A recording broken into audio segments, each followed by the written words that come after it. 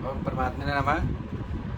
मैं senior professor हरिहृदय Awasthi अपने परम पूज्य गुरु जी प्रातः स्मरणीय वेद मूर्ति तपोनिष्ठ गीता उपनिषद पुराण और सांख्य दर्शन के विशेषज्ञ प्रोफेसर पंडित भगवत शरण शुक्ल जी के साथ में आप सभी का Awasthi Ayurveda anatomy yoga and spirituality channel पर हार्दिक स्वागत करता हूँ। गुरु जी हम लोगों को सांख्य कार्य का सरल शब्दों में समझा रहे हैं।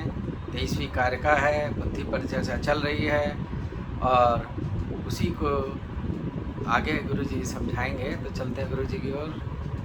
नमोस्पनंताय सहस्रमूर्तये सहस्रपादाक्षि शिरोरुबाहवे सहस्रनामे पुरुषाय शाश्वते सहस्रकोटि विधारिणे नमः।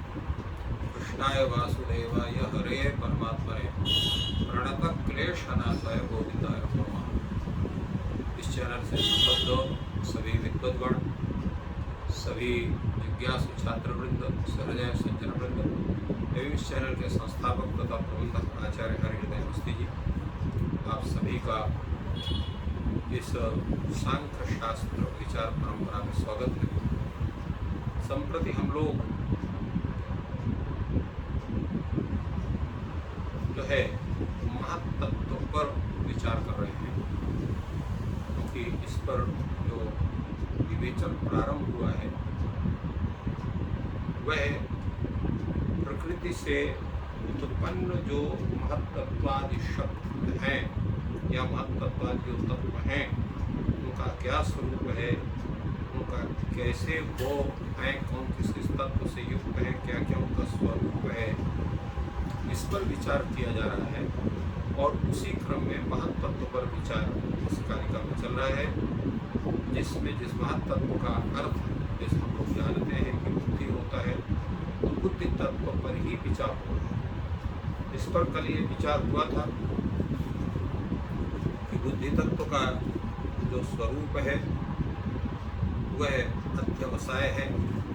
अध्यवसाय भी बुद्धि का स्वरूप है और अध्यवसाय के साथ साथ जो है वो ज्ञान और विराग भी बुद्धि का ही धर्म है। और ऐसी अवस्था में बुद्धि और वैराग के पश्चात ऐश्वर्य भी ये बुद्धि का धर्म है।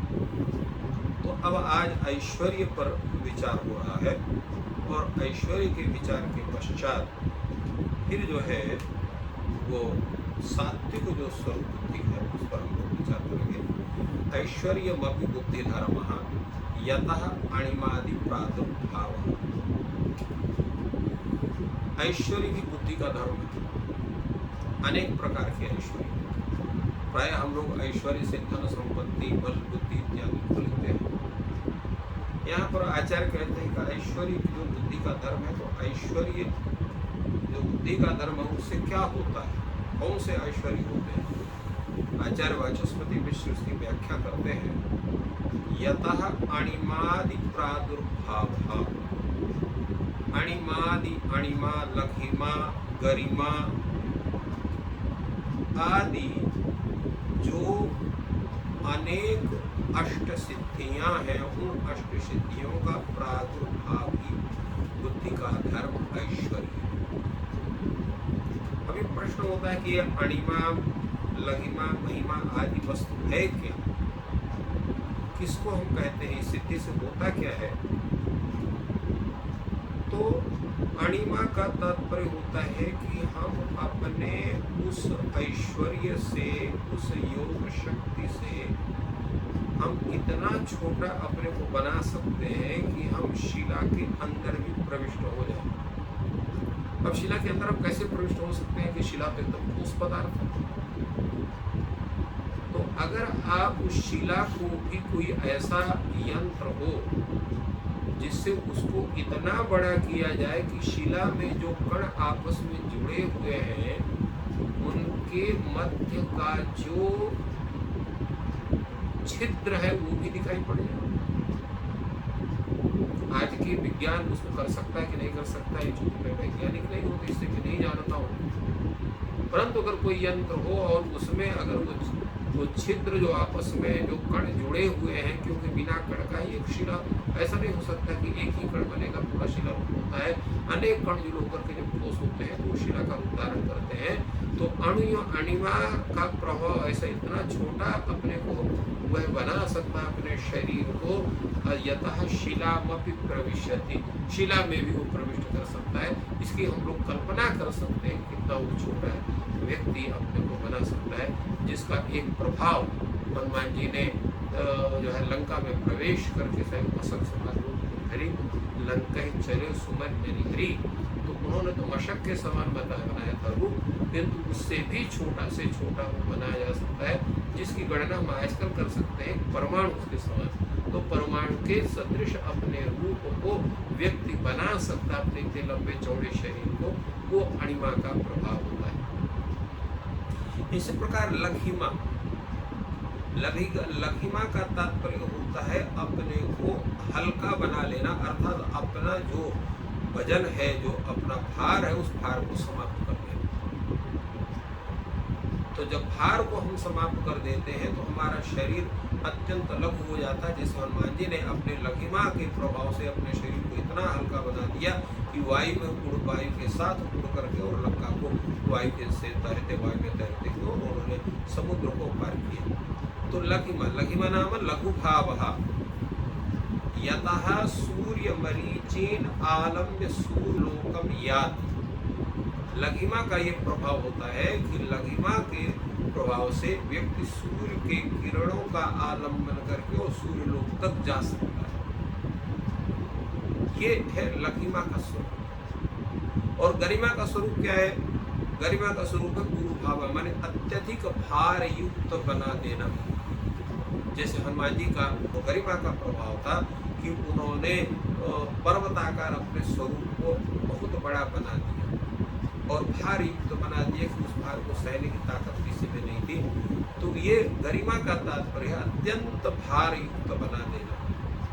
और महिमा का तात्पर्य है अपने को बड़ा से बड़ा बना देना। महतो भावा महिमा, महतो भाव महान से महान बना देना, अपने स्वरूप को इतना बड़ा बना देना कि लोग देखते रह जाएं। तो मतलब कि उतना बड़ा भी कोई हो सकता है। हनुमान जी का पुत्राकार शरीर को हम वो महिमा के अंतर्गत कर सकते हैं। और उन्होंने अर्जुन को हराने के लिए उनके बाणों में चढ़ करके उन्होंने अपने गुरु शरीर को बनाया था, वो उनका वह स्वरूप हो सकता है। तो महिमा महतो भावा महिमा यतः महान भवती, जिससे कि वो बहुत बड़ा अपने को बना सकता है। इसी प्रकार प्राप्ति होती है, प्राप्ति ऐश्वर्य होता है। यतः अंगुल्यग्रेण स्पृशति चंद्रमसम, प्राप्ति का है किसी भी वस्तु को वो प्राप्त कर सकता है। वो अपने अंगुली के अग्रभाग से चंद्रमा को अभी स्पर्श कर सकता है। ये होता है प्राप्ति रूप ऐश्वर्य से। इसी प्रकार अगला जो अगली सिद्धि है प्राकाम्यम, इच्छा न विघाता यतः भूमौ उन्मज्जति निबद्धचिता यथोन्नति। वो जैसा चाहता वैसे कर सकता है। जैसे लोग जल में डुबकी लगा लेते हैं और तैर लेते हैं, उसी तरह से अगर किसी को प्राकाम्य सिद्धि हो गई है तो वह भूमि में भी वो डूब सकता है, निकल सकता है। जैसे लोग जल में डूबते उतराते हैं, तैरते हैं, उसी तरह से पृथ्वी में भी हो सकता है। इच्छा न विघाता यतः भूमौ उन्मज्जति निबद्धति च यथोन्नति। ये प्रभाव होता है जो है वो प्राकाम्य रूप जो है ऐश्वर्य। अगला जो है वो वशित्व सिद्धि है। वशित्व का मतलब क्या है? संसार में ऐसा कोई जीव नहीं है, कोई वस्तु नहीं है जिस पर वह अपना कमांड अपने वश में न कर सके। यतः भूत भौतिकम वशी भवति अवश्यम, अवश्य न चाहते हुए भी उस व्यक्ति विशेष के वश में संपूर्ण प्राणी हो सकते हैं, संपूर्ण वस्तु हो सकते हैं। किसी को कहे कि आप मेरे पास आ जाओ तो आ सकता हो। ये वशित्व नामक ऐश्वर्य की भूमिका है, जिसके माध्यम से वो सबको अपने वश में कर सकता है। और इस प्रकार ईशित्व, यतो भूत भौतिका नाम प्रभवस्थिति लया नाम इष्टे, ईशित्व उसको कहते हैं जो संपूर्ण भौतिक पदार्थ है अर्थात संपूर्ण सृष्टि का जितना स्वरूप है उसको उत्पन्न कर सकता है, उसको स्थापित कर सकता है और उसको समाप्त कर सकता है। ये ईशित्व रूपी जो शक्ति केवल परमात्मा में ही हो सकती है, इसलिए उसको ईश्वर कहते हैं। यदि परमात्मा में सभी सिद्धियां हैं, परंतु ईशित्व नाम की जो सिद्धि है वो सभी को प्राप्त नहीं हो सकती है, वो ईश्वर को प्राप्ति हो सकती है या ईश्वर के द्वारा जो अपनी तपश्चर्या से ईश्वर को आराधना करके संपूर्ण सिद्धियों को जो प्राप्त कर लिए हैं, ऐसे व्यक्ति को भी वो ईशित्व सिद्धि प्राप्ति हो सकती है। उदाहरण के स्वरूप में जैसे विश्वामित्र थे, विश्वामित्र को ईशित्व सिद्धि भी थी, इसलिए उन्होंने ब्रह्मा की तरह नई सृष्टि का जो है प्रारंभ कर दिया था अपने तपोबल से, अपने ईशित्व सिद्धि के कारण। इसके बाद होता है यच्च कामावसायित्वम्। इस तरह से ये अष्ट सिद्धियों की गणना हुई। अणिमा, लघिमा, गरिमा, महिमा, प्राप्ति, प्राकाम्य, वशित्व और ईशित्व, ये अष्ट सिद्धियां जिनका विवेचन हो। इन ऐश्वर्य के साथ साथ उस बुद्धि में एक और बड़ी शक्ति, वो शक्ति क्या है? तो वो शक्ति है जो है सत्य संकल्पता। सत्य संकल्पता क्या है? यच्च कामावसायित्वम् सा सत्य संकल्पता। जो कामावसायित्व है, माने जो हम कामना करते हैं उसको हम पूर्ण रूप से उसको हम सिद्ध कर सकते हैं, तो वो जो कामावसायित्व है उसी को सत्य संकल्प कहते हैं। येन यथा स संकल्पा भूतेषु तथैव भूतानि भवन्ति। वो जैसा प्राणियों के विषय में संकल्प करता है, चाहे वो अच्छा संकल्प करे, चाहे गड़बड़ संकल्प करे, या सुंदर संकल्प करे, या सामान्य संकल्प करे, तो जैसा वो संकल्प करता है प्राणियों के विषय में, वैसे ही संपूर्ण प्राणी या संपूर्ण भूत हो जाते हैं। या भूत शब्द से प्राणी का अर्थ भी ग्रहण कर सकते हैं, भूत शब्द से हम पंच महाभूतों को भी ग्रहण कर सकते हैं। तो ये यथा से संकल्प भवति भूतेषु, भूतों तथा प्राणियों में, या जिस तरह से वो संकल्प करता है वैसे ही वो प्राणियों का सब, भूतों का सब। अन्येषां मनुष्याणां निश्चयः निश्चेतव्यम् अनुविधीयन्ते योगिनस्तु निश्चेतव्यः पदार्थाः निश्चयम्। तो जो अन्य जो मनुष्य उनको जो निश्चय है, अन्येषां मनुष्याणां निश्चयः निश्चेतव्यम् अनुविधीयन्ते, जब वो निश्चित करता है उस कार्य को करने के लिए सोचता है तो कर सकता है। और योगिनस्तु निश्चेत्या पदार्थाः निश्चयम्, और जो जैसा वो जो योगी लोग हैं, जिस पदार्थ का जो निश्चेतव्य पदार्थ है वो निश्चित रूप से वहाँ प्रकट हो जाते हैं। तो इस प्रकार ये चार जो है वो सात्विक बुद्धि धर्म होते हैं। इन चत्वारः सात्विका भावा, ये चार सात्विक भाव बुद्धि के बतलाए गए हैं। और इन चार सात्विक भावों में का जो विचार है वो इस तरह से भगवान ने बताया कि निश्चय निश्चय निश्चेतव्य इत्यादि ये जो बनाए गए हैं। तो इन सभी का विचार यहाँ पर जो है वाचस्पति मिश्र ने इस कार्य का व्याख्यान में दिया। और कहते हैं कि बुद्धि, ये जो सात्विक बुद्धि है उसके परिणाम, किंतु जो तामस बुद्धि, उस बुद्धि के परिणाम क्या होंगे? वो कहते हैं वो विपरीत बुद्धि धर्म। तामसास्तु तद विपरीता बुद्धि धर्म। तामस के तद विपरीत बुद्धि धर्म होते हैं।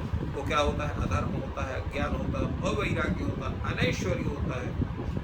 तो ये चार जो है ये जो है तामस बुद्धि के धर्म। चार ही धर्म सात्विक बुद्धि के बताए गए। चार धर्म जिनकी चर्चा हुई, ज्ञान, विराग, ऐश्वर्य और सात्विक, ये चार बुद्धि के जो सात्विक बुद्धि के धर्म है। और इसी तरह से तामस बुद्धि के धर्म है अज्ञान, अविराग, अनैश्वर्य और असात्विक। ये चार उसके धर्म इस तरह से बताए गए हैं। तो इस तरह से बुद्धि के संपूर्ण स्वरूप का विवेचन काशिक जो है, ये जो ग्रंथ है कारिकावली उसमें, और उसके साथ साथ उसका जो व्याख्यान है आचार्य वाचस्पति मिश्र के द्वारा, उन्होंने पूर्ण और विशद रूप में उसकी व्याख्या की। इस प्रकार गुरु जी ने बुद्धि के स्वरूप में जो सात्विक और तामस बुद्धि का स्वरूप होगा उसके चारों लक्षणों को बहुत ही सरल शब्दों में हम लोगों को समझाया। गुरु जी का आभार। आपका दिन शुभ हो, ईश्वर आपकी सहायता करें। धन्यवाद।